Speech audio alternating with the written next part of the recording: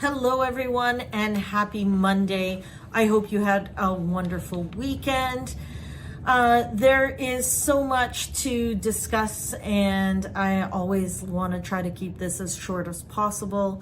But tomorrow is the US federal election, and then the Federal Reserve is going to be doing their interest rate announcement on Thursday. And they do only anticipate a 25 basis point rate cut this time around. I don't know. I'm not taking any more bets, like I've said a couple of times.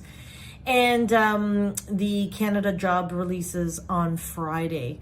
So in the US, what happens in the US has an impact on Canada. And so it's either going to impact our interest rates, or it's going to impact and have an impact on our dollar, and have impact on economy overall, depending on what part. So one of the things that came out was the US job numbers. And in September, they said that there was a plus of 254,000 jobs that were added to the US job market, but then that got revised down to a negative 103,000. And so that was September. So from a plus of 254,000, it went to a negative of 103,000. And then in October, there was a net of $12,000 jobs. And 40,000 of those jobs were government jobs in the US.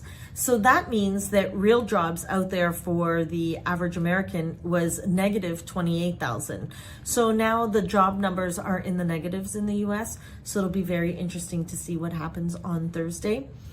And this has been having an impact on the 10-year yields.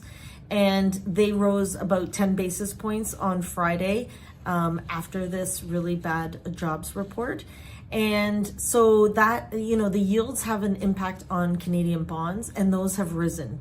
So far, what you're going to see on this week's rate sheet is that rates have not moved at all.